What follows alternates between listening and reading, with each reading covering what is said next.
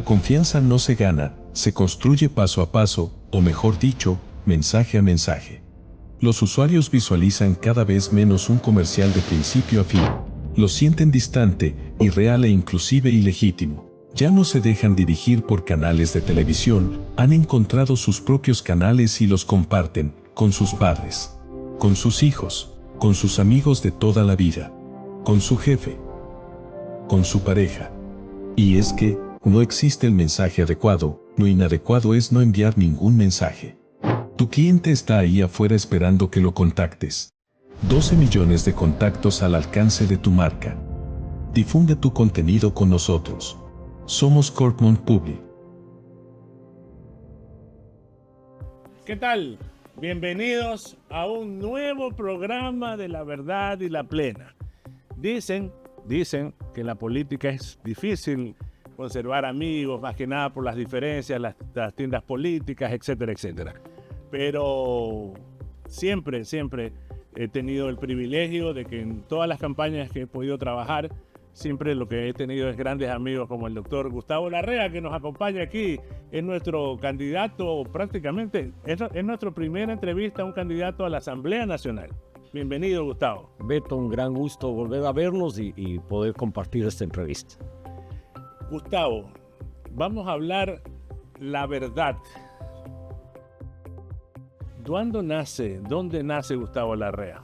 Yo nazco en Quito en el año 1956, de una familia que tiene dos orígenes. Mi padre es zimbabureño, falleció, y mi madre azuaya. Ellos se conocen en la ciudad de Ibarra porque mi abuelo Fidel Cabrera fue de juez desde la ciudad de Cuenca, fue de juez a Ibarra y se conocieron ahí mi padre y mi madre y hicieron pareja, se casaron y fueron a vivir a Quito porque mi padre entró a estudiar en la Universidad Central del Ecuador en Quito y migraron ya casados a la ciudad de Quito. ¿Y tuvieron cuántos hijos? 6, somos 6 hermanos y yo soy el cuarto, 4 varones, 2 mujeres. 4 varones, 2 mujeres, y estás prácticamente casi que la mitad. En la mitad, sí. ¿Y son diferentes tus hermanos? A ver, nosotros tenemos como una impronta. Yo vengo de una familia que ha hecho política desde la independencia acá. Soy Juan Larrea, Claro. Manuel Larrea, héroes del primer gobierno independiente, del gobierno que nace el 10 de agosto de 1809. España retoma el poder el 2 de agosto de 1810 y fusila a mi tatarabuelo Juan Larrea. Entonces, claro, es una familia que tiene una impronta, ha hecho política toda la vida. En la Revolución de Alfaro, mi bisabuelo Camilo y sus cuñados Roberto y Julio Andrade dirigieron el ejército de la Revolución Liberal. Entonces, claro, en mi casa se hablaba desde niño de la historia de este país, claro, y eso te compromete. Yo cuando cumplí 12 años de edad, mi padre me llevó a la Plaza de la Independencia y me enseñó 2 placas, la de el primer grito de la Independencia, y me dijo, ese es tu tatarabuelo. Y me enseñó la placa de la Revolución Liberal donde está Julio, Roberto y Camilo Larrea. Julio, Roberto Andrade y Camilo Larrea. Entonces, claro, eso te da un compromiso de por vida con el país, ¿no? De tus hermanos, ¿quién es el que más ha seguido el tema político? Marcelo, mi hermano Marcelo, que incluso fue candidato presidencial. Claro. Y yo. Patricio es un ingeniero petrolero, Ramiro es arquitecto, Silvia es educadora, y Diana es cosmetóloga. ¿Qué tienes de tus papás? Más allá de las cosas materiales, a lo mejor. Yo creo que de mi padre heredé la pasión por la política y de mi madre heredé la opción por los más pobres. O sea, pero tiene que ver en la misma línea, ¿no? Sí, absolutamente. Yo nunca he abandonado esas ideas, no es que yo me separé de las ideas de cambio. ¿Cómo eras en el colegio, por ejemplo? Yo era un chico rebelde, siempre he estado a favor de la justicia y de los más débiles. Yo era del que si bulleaban a un niño saltaba a defenderlo y cueste lo que me cueste. Mi madre cuenta una anécdota y la hizo en una grabación donde cuenta que yo llegaba descalzo a la casa. ¿Por qué? Porque yo regalaba los zapatos a mis amigos ilustradores de zapatos en el centro de Quito. Y ella me decía, no puedes hacer eso. Pero decía, es tu culpa porque tú me dices siempre que hay que ayudar a la gente más Correcto. necesitada. Es un tema de vocación, de compromiso de vida. ¿En qué colegio te graduaste? Yo estudié la primaria en el pensionado universitario de Quito, el 6º grado en la escuela fiscal Eloy Alfaro, porque participé en la primera huelga del colegio cuando estaba en 6º grado de escuela. Entonces, todos mis hermanos, 10, 11 años. 12 años, 12 años. todos mis hermanos fuimos a otros colegios. Como era ya el último trimestre, fui a la escuela fiscal Eloy Alfaro, ahí terminé la escuela. El colegio, estuve en varios colegios por varios problemas de orden político. Uno de ellos fue el exilio de mi padre a Venezuela, en la época de la dictadura militar. Migramos a Venezuela. Ahí terminé yo el bachillerato y estudié Derecho en Venezuela. Egresé, no me llegué a graduar. Regresé al Ecuador, estudié Sociología aquí y me incorporé a la lucha por la democracia. Ahí nosotros pintábamos las paredes de Quito, de Guayaquil, de Robamba. Dictadura no, democracia sí. Dictadura, no democracia, sí. O sea que tú eras el que estaba ahí detrás de eso. No solo yo, muchos jóvenes, gente que después hizo política, que algunos de ellos muy buenos amigos, que paramos Quito 21 días hasta que la dictadura convocó elecciones. ¿Y eso no te generó problemas De persecución, pero desde luego, cárcel, problemas de persecución. Claro que sí. Es decir, pero, y claro, la organización estudiantil, porque en la caída de la dictadura fue muy juvenil, empieza todo esto con el aumento de pasajes de 20 centavos de sucre a 60 centavos de sucre. Los estudiantes universitarios, los estudiantes secundarios, salimos a las calles. Un día, 2 días, 3 días. A los 3 días matan a un joven. Y de la lucha contra el aumento de los pasajes se convierte en la lucha por la democracia. Los estudiantes nos dirigimos a los barrios de la ciudad y formamos los comités de defensa popular en todos los barrios de Quito. Y se convierte en un levantamiento ya no solo juvenil, sino de la sociedad, que exige... Porque claro, recuerdo, bueno, exige estaba pequeño, democracia. pero recuerdo que la etapa de la dictadura era muy complicado. O sea, Ahora era un mes de cárcel y se hacía un año mío de... Desde luego, ahí había personajes muy importantes que jugaron un papel por la democracia y quiero recordarles. El uno es Monseñor Proaño, con el que Claro, compartí la cárcel en el penal García Moreno porque nos detuvieron en Riobamba. ¿Estuviste preso con el señor? Sí, y con el presidente de la Cámara de Industriales del Ecuador, Luis Gómez de Izquierdo, hermano del padre Gómez de Izquierdo de Guayaquil, guayaquileño, que también estuvo preso. Estuvo Pepe Chávez, presidente de los trabajadores. Decía que son los teólogos en la liberación. Era la iglesia, eran los trabajadores, eran los empresarios, era la juventud que pugnábamos por la democracia. Entonces, pero ellos ya eran sacerdotes. Claro, ya Monseñor ya era un personaje, pues ya era Monseñor Luis Alberto Luna Tobar, Monseñor Proaño ya era el Monseñor de los Indios y era una figura pública, era un hombre muy querido en todo el país. Finalmente terminas ¿con qué títulos hasta el momento? No, yo no tengo títulos de egresado en Derecho, en Sociología, pero no me he podido graduar porque he estado vinculado a la lucha social y política como tarea fundamental de vida. Pero interesante, porque cualquiera que conversa contigo diría, puchica, algún doctorado. Yo he estudiado derechos humanos, he hecho cursos en Europa, pero no son, para mí el título no tiene la significación que para el expresidente. Yo no necesito título para pelear por un país mejor. Y correcto, y totalmente de acuerdo. Y además los que creen que solo determinada gente es capaz se equivocan. Aquí hay gente muy capaz en todos los estratos sociales. En Harvard, ¿no? O sea, y hemos tenido fracasos absolutos en la conducción de la política social y económica. Gustavo. Y miopía, además, que no ver las cosas. Gustavo, y falta de sentido común. Eso también es luego, grave. cuando llega un gobierno y tú dices, llega un empresario joven, se supone que va a estimular la producción, que va a traer inversión, que el país se va a dinamizar. Y no se les ocurre, por ejemplo, concesionar la red vial del país para que haya inversión y empleo. No se les ocurre traer crédito no para el Estado, para la gente, a tasas de interés baja, para que la gente acceda a producir. Este país hay que generar riqueza y multiplicar la riqueza para salir de la pobreza. Es tan de sentido común que uno se queda absorto como, por ejemplo, no reforma este gobierno o el anterior la ley de contratación pública. Yo pongo un solo ejemplo. El presidente Lasso convoca a un concurso de emergencia para comprar balas, armas, chalecos antibalas y patrulleros. A los 3 años y medio empiezan a entregarse esos recursos, los patrulleros. Imaginémonos qué tipo de Estado tenemos, paralizado. El mundo va en tiempo real.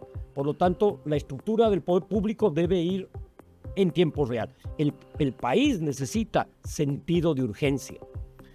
Se acaba la dictadura, retorna la democracia, año 1978, 79 gana la presidencia Jaime Roldós.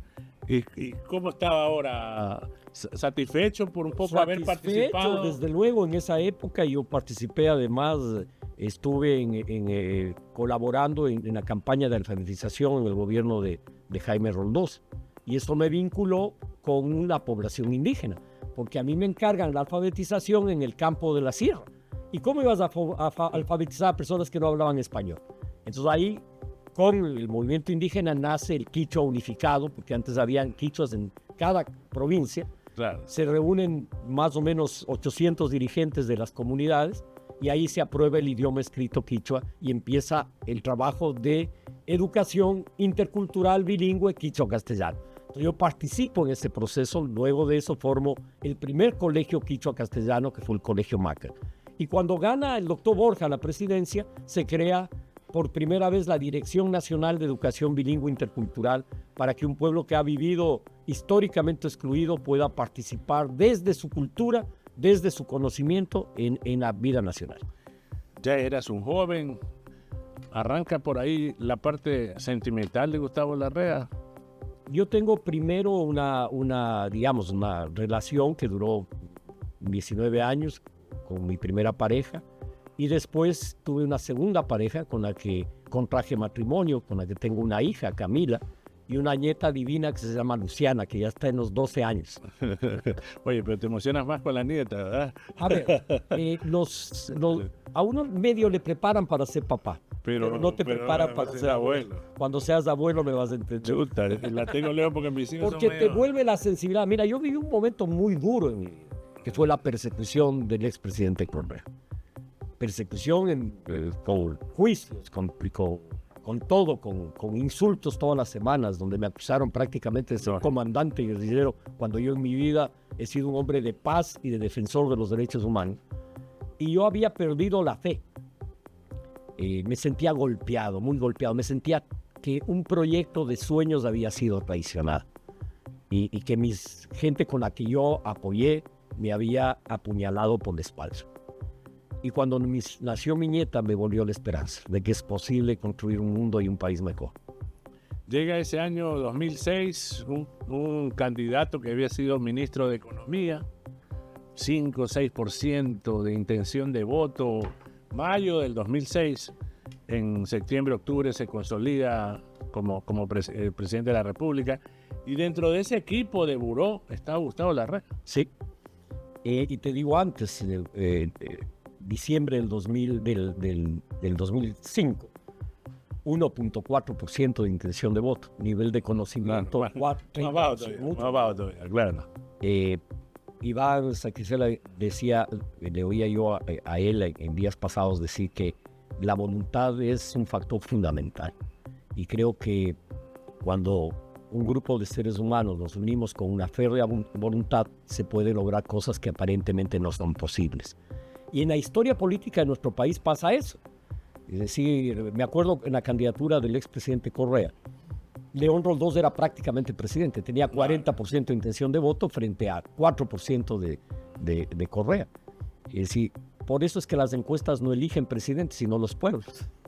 Y una segunda vuelta, Álvaro Noboa, Rafael Correa. Ahí te conocí a ti y compartimos una experiencia de estrategia de campaña que fue cambiar la estrategia. Ajá. Porque la primera vuelta habíamos entrado a la segunda vuelta con una estrategia que planteaba la constituyente, una revolución ciudadana que terminó siendo nada ciudadana, absolutamente burocrática, absolutamente de concentración de poder, que traicionó esos ideales a mi juicio.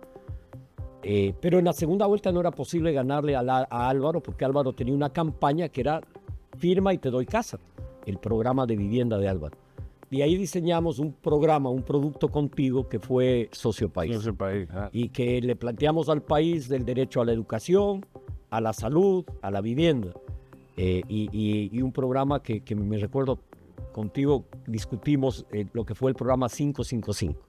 $5,000 de crédito, 5 años de plazo y 5% de tasa de interés. Y creo que fue una experiencia que sin eso Correa no hubiera sido presidente jamás. No, es que cambiaste el estado de ánimo de la campaña, ¿no? Totalmente. Totalmente, fue una cuestión pero bueno, en todo caso queda ahí la expectativa.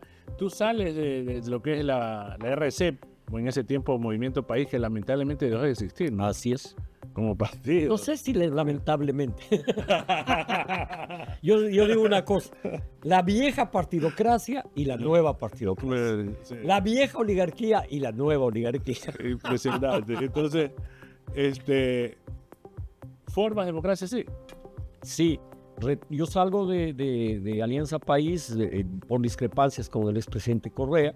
Él plantea meter las manos a la justicia y yo me opongo, yo creo en la independencia de funciones del Estado, yo tengo una formación democrática, creo que el Estado liberal es el mínimo de una sociedad, de ahí se puede mejorar, pero no se puede volver al autoritarismo, a la monarquía o a formas de poder, de concentración de poder. Y menos aún cuando él propone al país, y a mí en lo particular, de ir hacia acelerar la revolución, llamaba él, que era controlar todos los poderes del Estado.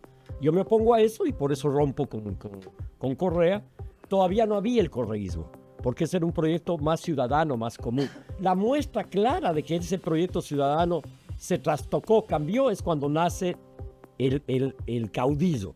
Ya no es la sociedad y la ciudadanía la que hace el cambio, sino el caudillo, el gran ser autoritario que finalmente demostró en su régimen. En ese proceso viene la ruptura y ahí formamos un grupo que se llamó Participación, y de participación ciudadana pasamos a Democracia Sí, porque nos juntamos casualmente la gente que habíamos estado en la lucha contra la dictadura, tanto en Pichincha, Guayas, Manabí, Los Ríos, Loro, Azuay, etcétera, y dijimos, ¿por qué no retomamos?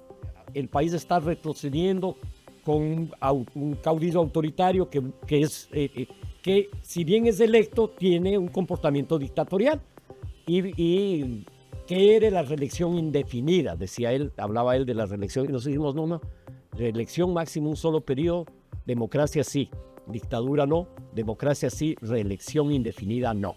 Y ahí nace Democracia Sí, pero retomando esa lucha contra la dictadura de finales de los años 70. ¿Cómo ves esta campaña para 9 de febrero de 2025? Yo creo que el país tiene una opción de elegir a alguien comprometido con la democracia, comprometido con la justicia, a un hombre honesto que ha demostrado, no es que está diciendo yo voy a hacer, sino que ha hecho justicia, que es el doctor Iván Saquicela. Creo que Iván es un orgullo para el país. Gente como él necesita la patria. Gente que más allá de las presiones, que más allá de los intereses y las tentaciones, sea capaz de actuar con justicia. Y creo que Iván es una alternativa para el país. El crecimiento de la figura de Iván Saquicela va a favorecer mucho, gracias al método Western que tenemos ahora, a los candidatos que están para asambleístas, ¿no? En esta campaña tiene que haber mucho compaginar entre lo que es la campaña presidencial y de asambleístas. Antes del método era un método antidemocrático porque favorecía al más votado. Totalmente. Ahora tienes un método democrático que es un método proporcional. Creo que el bloque de asambleístas que va a tener Democracia Sí va a ser muy grande. Y gran parte de ello se va a deber a tener un candidato presidencial de la talla de Iván Saquicela, pero también a que tenemos candidatas y candidatos en todas las provincias comprometidos con el país. Iván, ¿cómo se mejora esta supuesta ley no más apagones? Es como decir no más pobreza. O sea, hacer demagogia, demuestra lo que es demagogia, falta de madurez política, incomprensión de los problemas. Esto nunca debió haber pasado. El país debió haberse dirigido desde los años 70, cuando tenía un buen ingreso económico, a construir energía solar. Elliot Moss, el día de anteayer, da una conferencia y dice: la energía del presente y de futuro del planeta Tierra será la energía solar. Los viajes intergalácticos serán porque uses energía de los distintos soles que hay en el mundo, que son las estrellas. Ahí está la energía. Esa será la única fuente de energía, dicen. Comparto ese criterio.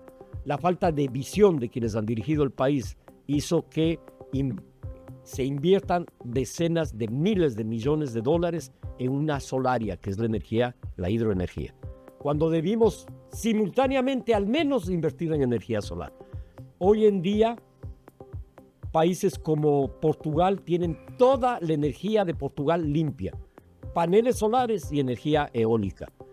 Suiza, España, toda Europa, Alemania, Inglaterra, Estados Unidos y ahora Brasil, que está en un programa masivo de electrificación vía energía solar, y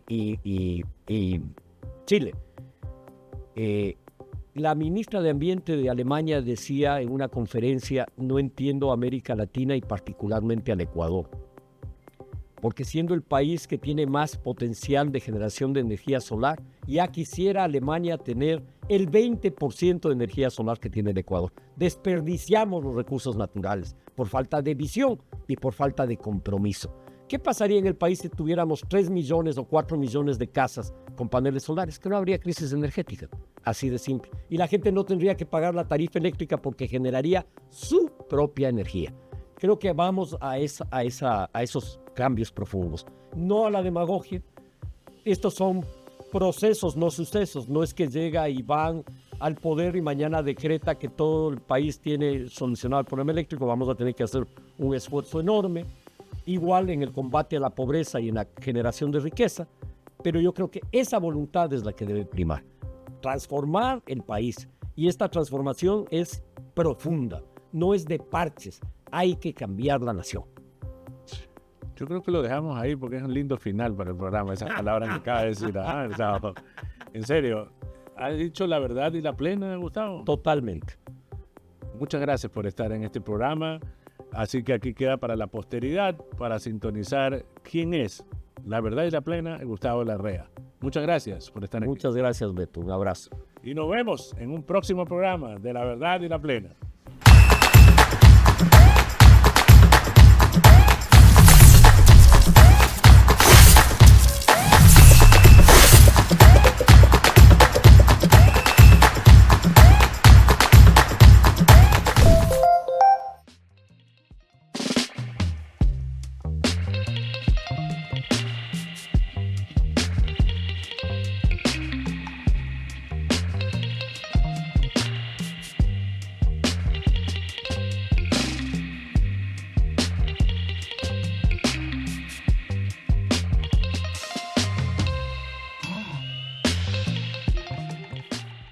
Somos Mercanalis. Investigamos por ti y transformamos los datos en soluciones efectivas para tu empresa.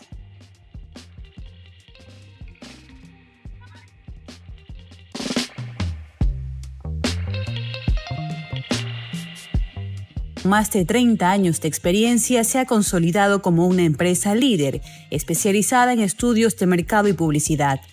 Nuestro compromiso radica en la recopilación de información relevante y la realización del análisis detallada para proporcionar datos valiosos a una amplia gama de clientes, que incluye empresas, partidos políticos, candidatos, gobiernos autónomos, entre otros. Nos destacamos por nuestra capacidad para comprender a fondo la necesidad de nuestros clientes y transformar los datos recopilados en soluciones efectivas.